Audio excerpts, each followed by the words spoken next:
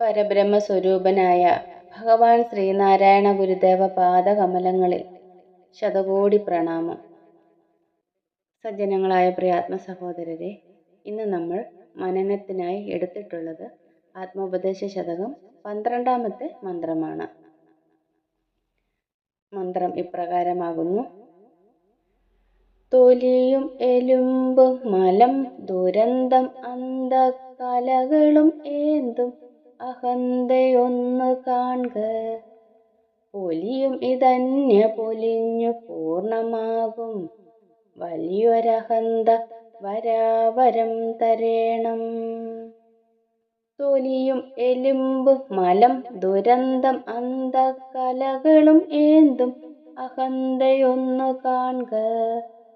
പൊലിയും ഇതന്യ പൊലിഞ്ഞു പൂർണ്ണമാകും വലിയൊരഹന്ത വരാവരം തരേണം. നമുക്ക് വാക്കുകളുടെ അർത്ഥം നോക്കാം.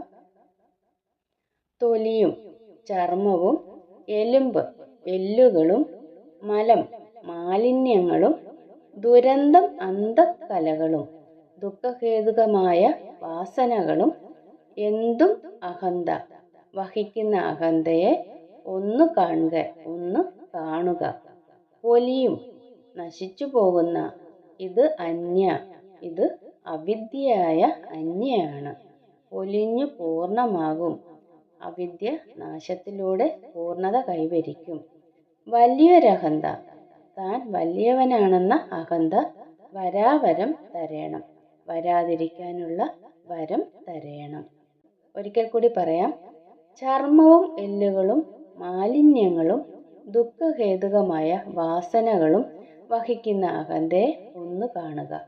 നശിച്ചു പോകുന്ന ഇത് അവിദ്യയായ അന്യയാണ്. അവിദ്യാനാശത്തിലൂടെ പൂർണ്ണത കൈവരിക്കും. താൻ വലിയവനാണെന്ന അഹന്ത വരാതിരിക്കാനുള്ള വരം തരേണം എന്നതാണ് ഈ വരികളുടെ അർത്ഥം. നമുക്ക് ഇതിൻ്റെ ആന്തരികമായ അർത്ഥത്തിലേക്ക് കടക്കാം. നമുക്കറിയാം, നമ്മുടെ ശരീരം എങ്ങനെയാണ് പൊതിഞ്ഞിരിക്കുന്നത്? തൊലി കൊണ്ടാണ് പൊതിഞ്ഞിരിക്കുന്നത്.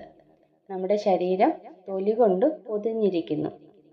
പുറമേയുള്ള ഈ തൊലിയെ നമ്മൾ പറയുന്നത് എന്താണ്? ത്വക്കെന്നാണ് പറയുന്നത്.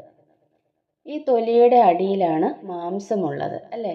നമ്മുടെ ശരീരത്തിൻ്റെ മാംസം ഈ തൊലിയുടെ അടിയിലാണ്.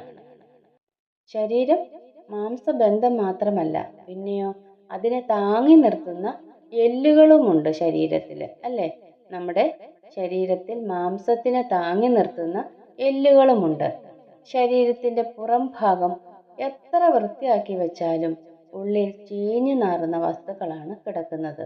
നമ്മൾ നമ്മുടെ ശരീരത്തിൻ്റെ പുറം ഭാഗം കുളിച്ച് വൃത്തിയാക്കി മിനുക്കി നല്ല വാസന വരുന്ന ലേപനങ്ങളൊക്കെ പുരട്ടി വയ്ക്കാറുണ്ടല്ലേ? പക്ഷെ പുറം എത്ര മിനുക്കിയാലും നമ്മുടെ ശരീരത്തിൻ്റെ ഉള്ളെങ്ങനെയാണ്? ചീഞ്ഞു നാറുന്നവയാണ്, അല്ലേ? മലിനമാകുന്ന വസ്തുക്കളാണ് നമ്മുടെ ശരീരത്തിൻ്റെ ഉള്ളിലുള്ളത്. നമ്മൾ കഴിക്കുന്ന ഭക്ഷണമാകട്ടെ, വെള്ളമാകട്ടെ, എല്ലാം 3 മണിക്കൂർ കഴിയുമ്പോൾ തന്നെ വളിച്ച് നാറാൻ തുടങ്ങും, ചീഞ്ഞു നാറാൻ തുടങ്ങും. അതുമാത്രമല്ല, മനസ്സിൻ്റെ ഉള്ളിൽ ഒളിഞ്ഞിരിക്കുന്ന വാസനകൾ അതും അതിനെക്കാട്ടിലും അഴുകിയതാണ്. അസൂയ, ഈർഷ്യ, കോപം, മദം, മാത്സര്യം ഇവയെല്ലാം ജീവിതത്തെ സങ്കുചിതമാക്കുന്ന ദൂഷ്യവാസനകളാണ്. ഇവയെല്ലാം കൂടിയുള്ള നമ്മുടെ ജീവിതത്തെ നാം ഒന്ന് നോക്കണം, നാം ഒന്ന് ശ്രദ്ധിച്ച് നോക്കണം. നമ്മുടെ ശരീരത്തെക്കുറിച്ചും നമ്മുടെ ഉള്ളിലെ ദുഷിച്ച വാസനകളെക്കുറിച്ചുമൊക്കെ നാം ഇടയ്ക്കൊന്ന് ചിന്തിക്കണം, ആലോചിക്കണം. അപ്പം നമുക്ക് നമ്മുടെ ആ ശരീരത്തിൻ്റെ അവസ്ഥ എന്താണെന്ന് മനസ്സിലാക്കാൻ സാധിക്കും. എന്നാൽ ആത്മസ്വരൂപത്തിൽ ഇതൊന്നുമില്ല. ഈ ദുഷിച്ച വാസനകളോ ദുഷിച്ച മാലിന്യങ്ങളോ ഒന്നും നമ്മുടെ ആത്മസ്വരൂപത്തിൽ ഇല്ല. ആത്മസ്വരൂപം സ്വച്ഛന്ത സുന്ദരമാണ്. അവിടെ സൗരഭ്യം മാത്രമേ ഉള്ളൂ.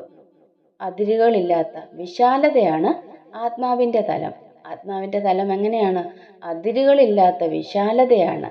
ആത്മാനുഭവം ഉണ്ടാകുന്നതിന് ഈ അഹന്ത പൊലിഞ്ഞു പോകണം. നമ്മളിലുള്ള അഹന്ത പൊലിഞ്ഞു പോകണം. എന്നാൽ മാത്രമേ നമുക്ക് ആത്മാനുഭവം ഉണ്ടാകുകയുള്ളൂ.